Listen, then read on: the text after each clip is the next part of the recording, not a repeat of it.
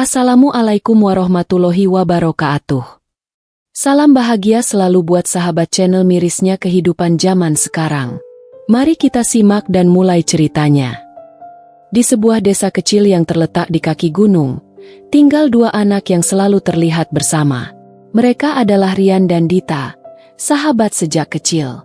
Meskipun hidup mereka sederhana, mereka selalu terlihat ceria dan penuh semangat.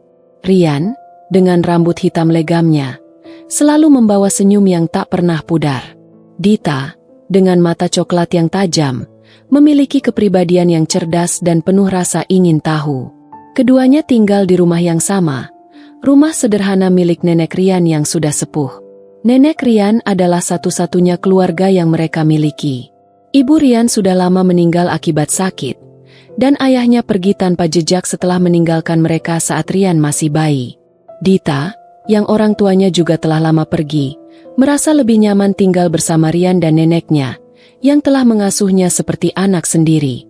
Hari-hari mereka penuh dengan tawa dan kegembiraan meskipun hidup mereka jauh dari kata berkecukupan. Mereka bermain di ladang, menangkap ikan di sungai, dan tidur di bawah langit yang dipenuhi bintang. Meskipun mereka tidak memiliki banyak barang, mereka memiliki satu hal yang tidak pernah bisa terpisah, satu sama lain. Namun, seiring berjalannya waktu, desa itu mulai mengalami perubahan. Keluarga-keluarga yang sebelumnya tinggal di desa mulai merantau ke kota besar, mencari kehidupan yang lebih baik. Nenek Rian yang semakin renta, hanya mampu mengandalkan hasil ladang yang kian menipis. Rian yang semakin besar, mulai merasakan beban hidup yang semakin berat. Dia tahu bahwa dia harus bekerja keras untuk membantu neneknya. Meskipun hatinya masih terasa kosong, merindukan perhatian dan kasih sayang yang dahulu ada. Di tengah kesibukannya, Rian perlahan mulai lupa akan Dita. Meskipun mereka masih bermain bersama di waktu senggang, perhatian Rian lebih tertuju pada pekerjaan di ladang dan memenuhi kebutuhan hidup.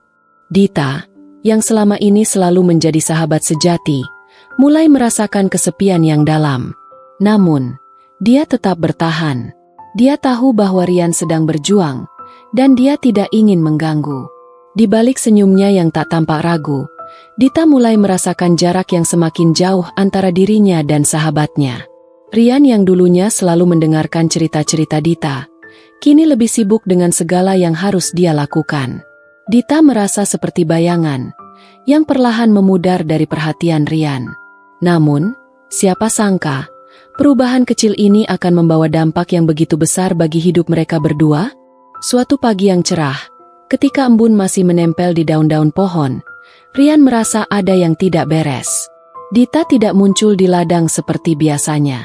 Biasanya, Dita sudah berada di sana, membantu memetik buah atau mengumpulkan rumput. Tapi pagi itu, hanya kesunyian yang terasa. Rian berpikir mungkin Dita masih tidur, atau mungkin ada urusan lain yang perlu dilakukan. Hari demi hari, Dita semakin jarang terlihat. Meskipun Rian terus sibuk bekerja, rasa khawatir mulai mengusik hatinya.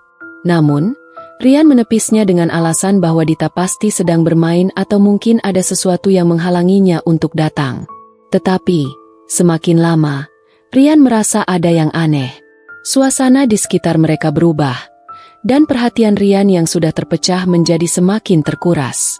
Nenek Rian yang semakin lemah juga mulai bertanya tentang Dita. "Kamu sudah bertemu Dita, Rian?" tanya neneknya dengan suara lirih. Matanya yang sudah tua tampak khawatir. Rian hanya mengangguk. "Pasti dia sedang sibuk, Nek. Nanti aku cari tahu," jawab Rian dengan nada yang mencoba meyakinkan dirinya sendiri. Namun, ketidakpastian mulai menggigit hati Rian. Ada yang salah, dan dia tahu itu.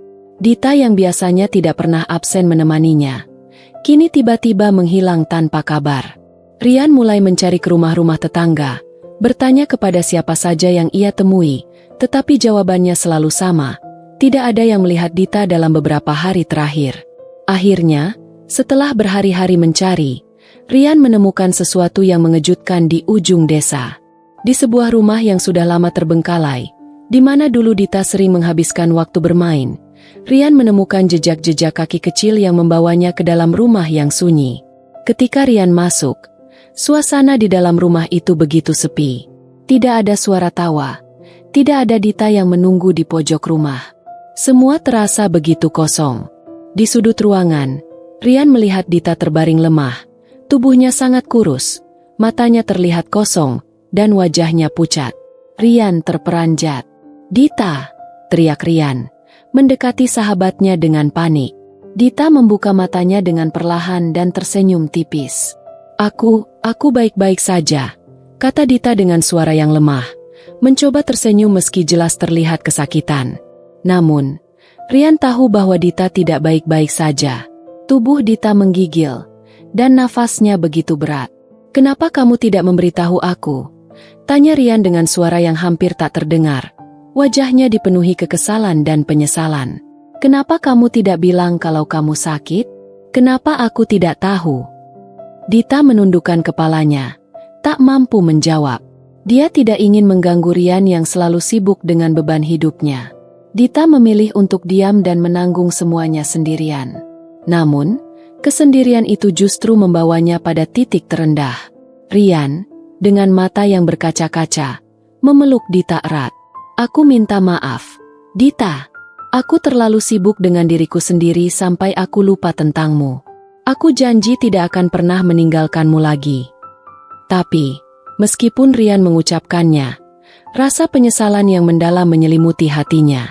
Dia sadar, perhatian yang selama ini dia abaikan telah terlambat. Dita yang selalu ada untuknya, yang diam-diam menahan kesakitan, akhirnya terpuruk begitu dalam karena kurangnya perhatian yang seharusnya dia terima sejak awal. Tanya CPD. Hari-hari setelah Dita ditemukan di rumah tua itu berubah dengan cepat. Rian membawa Dita kembali ke rumah neneknya, merawatnya dengan segala cara yang ia bisa. Nenek Rian yang sudah lemah turut membantu sebaik mungkin, meskipun fisiknya semakin terbatas. Tetapi, kondisi Dita sangat memprihatinkan. Tubuhnya terlalu lemah, dan ia mengalami demam tinggi yang tak kunjung reda. Rian tak tahu apa yang harus dilakukan. Ia merasa terjebak dalam kebingungannya sendiri. Setiap malam, Rian terjaga, duduk di samping ranjang Dita, menggenggam tangan sahabatnya yang dingin. Ia ingin berteriak, ingin menangis sekuat hati, tapi ia merasa segala penyesalan itu tak akan mengubah apapun. Dita yang dulu selalu menemaninya, yang selalu ada di saat ia membutuhkan, kini terbaring lemah tanpa bisa berbuat banyak. "Dita, kamu harus kuat. Kamu harus bangun. Aku tidak bisa hidup tanpamu," kata Rian dengan suara bergetar, sambil mengelus rambut Dita yang mulai rontok. Namun, Dita hanya bisa menghela napas. Matanya yang mulai tertutup perlahan menunjukkan tanda bahwa ia terlalu lelah untuk bertahan lebih lama. Selama beberapa hari berikutnya, Rian berusaha sekuat tenaga mencari bantuan, bahkan pergi ke desa sebelah untuk meminta obat. Tetapi meskipun ia berlari secepat mungkin, obat-obatan yang ia bawa hanya sedikit mengurangi gejala yang dialami Dita. Penyakit yang merundung sahabatnya sudah terlalu lama dibiarkan berkembang, dan kini tubuh Dita tidak lagi memiliki kekuatan untuk melawan. Nenek Rian yang sudah semakin renta pun mulai merasa khawatir. "Rian, jangan terlalu keras kepala. Kita harus membawa Dita ke kota. Kita harus ke dokter," ujar neneknya, yang tampak cemas melihat kondisi Dita yang semakin memburuk. Namun, Rian merasa ada yang aneh. Dita mulai menghindari perawatan. Ia menolak makan, bahkan hanya untuk meneguk air. Setiap kali Rian mencoba memberikan obat atau makanan, Dita hanya menggelengkan kepala lemah. Rian merasa tak berdaya. Ia merasa dunia runtuh seiring dengan detik-detik yang terus berlalu. Suatu malam, saat bulan purnama menerangi desa, Dita membuka matanya dengan perlahan. Senyum tipis muncul di wajahnya. "Rian," bisiknya, "aku tidak marah. Aku hanya ingin kamu tahu, aku tidak pernah pergi jauh. Aku hanya menunggu saat ini." Rian memegangi tangan Dita erat. Air matanya mulai menetes. "Dita, kamu tidak perlu menunggu lagi. Aku ada di sini. Aku akan selalu ada. Aku janji." Namun, meskipun Rian mengucapkannya dengan tulus, dia merasa bahwa janjinya itu sudah terlambat. Dita tersenyum sekali lagi, senyum yang begitu lembut, lalu matanya terpejam untuk selamanya. Rian merasakan dunia sekitarnya berubah menjadi gelap. Meskipun dia tahu bahwa Dita sudah berjuang sekuat tenaga, dia tidak bisa lagi menyelamatkan sahabatnya. Penyesalan yang dalam menyelubungi hati Rian, menghancurkan setiap harapannya.